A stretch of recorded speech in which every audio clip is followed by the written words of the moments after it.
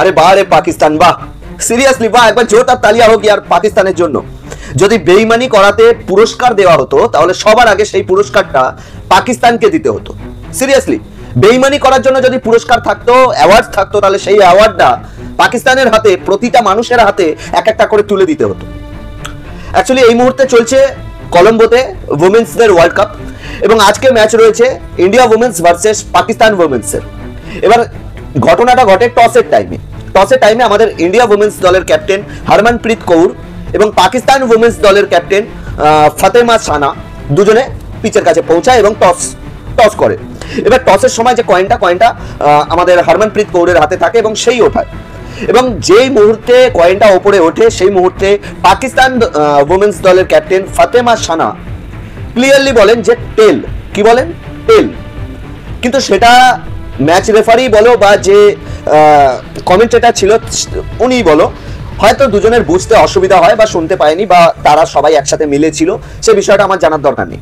তবে আমি এটা মন থেকে ভেবে নিচ্ছি যে তারা হয়তো শুনতে পায়নি, তারা হয়তো ক্লিয়ার শুনতে পায়নি যে পাকিস্তান উইমেন্স দলের ক্যাপ্টেন ফাতেমা সানা কি কল নিয়েছে বা কি কল করেছে। তো ফাতেমা সানা কল করেছিল টেল। এবার কয়েনটা মাটিতে পড়তেই ম্যাচ রেফারি বলে যে ফাতেমা সানা টসে জিতেছে, কিন্তু টসটা পড়েছিল অ্যাকচুয়ালি পড়েছিল ওটা হেড, হেড পড়েছিল। আর ম্যাচ রেফারি এবং কমেন্টেটর দুজনেই ভাবে যে ফাতেমা সানা হয়তো হেডই বলেছে।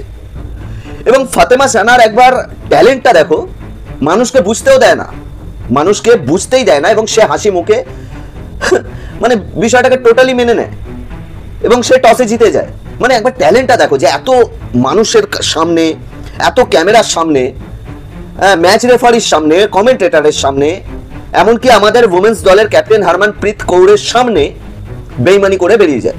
মানে সে টসে জিতে যায়। সে যখন দেখে যে টসে জিতে গেছে, তার একবারও মনে হয় না, ভিতরে একবারও হাতে ঘা লাগে না যে আমি একবার কমসে কম বলি যে এক্সকিউজ মি, আমি সরি, আমি টেল বলেছিলাম, আপনারা হয়তো শুনতে ভুল করেছেন।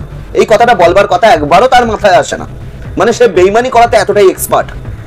মানে আমার কাছে একটাই কথা, যে তোমাদের অকাত কি আছে? তোমাদের কি মনে হয় যে টসে জিতলে তোমরা ম্যাচ জিতে যাবে? হ্যাঁ, পাকিস্তান উইমেন্স দলের এমন অবস্থা যে তারা 100 রানও করতে পারবে না ভারতের কাছে। 100 রান, 120 রান করবে, এর মধ্যে এরা হেরে যাবে। এই ধরনের দুর্দশা এদের। এরা টসের পিছনে পড়ে আছে, টস জিতে খুশি হচ্ছে। অ্যাকচুয়ালি অকাদি এদের এটা। এদের অ্যাকচুয়ালি কিছুতে তো জিততে হবে, ম্যাচ তো জিততে পারবে না, কমসে কম টসেই জিতে খুশি হয়ে যায়। আর আমি একটা কথা, আমার মনে একটা কথাই বাজছে, বা একটা কথাই প্রশ্ন আসছে, আমার একটাই ব্রেনের মধ্যে এই মুহূর্তে প্রশ্ন, যে এত ক্যামেরার সামনে, ম্যাচ রেফারির সামনে, তোমার কমেন্টেটরের সামনে 50টা 60টা ক্যামেরা মাঠের মধ্যে ঘোরাফেরা করছে, এত পাবলিক বসে আছে, তাদের সামনে এই ভুলটা হয় কি করে সম্ভব এই ভুলটা হওয়া? যার কারণে আমি এই ম্যাচের রেফারির ওপর এবং কমেন্টেটর যে সামনে দাঁড়িয়েছিল, আমি তাদের ওপরও ব্লেম করতে চাই। আমার মন বলছে যে এরাও মিলেমিশে আছে। আমরা অ্যাকচুয়ালি ইন্ডিয়ান, আমরা সাধারণত কাউকে ব্লেম করতে পছন্দ করি না। আমরা যে তার উপরে বিশ্বাস রাখি, আমরা নিজেদের উপরে ভরসা রাখি, আমাদের নিজেদের জিগরা আছে যে জিতে ট্রফিটা নিয়ে যাওয়ার, আর যার কারণে আমরা চট করে কারোর উপরে ব্লেম করি না। কিন্তু আমার মনে প্রশ্ন এই কারণেই বাজছে যে একজন ম্যাচ রেফারি, একজন কমেন্টেটর এবং এতগুলো ক্যামেরা, ব্রডকাস্টার, মানে এত লোকের সামনে কিভাবে সম্ভব এই ভুলটা? আর এই ভুলটা মানে ব্রডকাস্টাররা কিভাবে মেনেই বা নিল? তো এইটা আমার মনে হচ্ছে যে এই কারণেই মেনে নিয়েছে, কারণ তারা আগের থাকতেই জানে যে টসের ফলাফল যাই হোক না কেন, ম্যাচের ফলাফল একটাই, যে ইন্ডিয়া জিতবে। তো সুতরাং তারা হয়তো টসের প্রতি অতটা গুরুত্ব দেয়নি, বা একটু নিজেদের দিক থেকে গুরুত্বহীনতা দেখিয়েছে।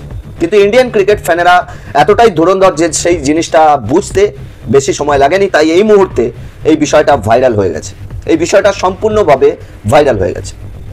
তবে যাই হোক, এটুকু অন্তত আমরা অ্যাজ এ ইন্ডিয়ান হিসাবে কিভাবে বেইমানি করতে হয় সেটা শিখছি আর কি, একটু একটু করে শিখছি, তিলে তিলে শিখছি পাকিস্তানের মানুষদের থেকে, পাকিস্তানের পুরুষ দলের থেকে, পাকিস্তানের মহিলা দলের থেকে। মানে একবার চিন্তা করো, ফাতেমা সানা কতটা শেয়ানা হলে এই ধরনের কাজ করতে পারে। মানে হাসি মুখে পুরো বিষয়টাকে অ্যাডজাস্ট করে নিল, কাউকে বুঝতেই দিল না। মানে সত্যি ভাই, একটু মানে রক্তের মধ্যে কি একটুকু জেনুইন জিনিস নেই, কোনো কিছুই নেই, মানে পুরোটাই বেইমানিতে ভর্তি, সত্যি আর। তবে যাই হোক, ভুলটা কিছুটা ভাঙলো যে পাকিস্তানের শুধু পুরুষেরা নয়, মহিলারাও বেইমানি হয়।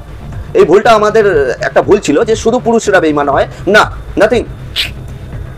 মহিলারাও বেইমান হয়।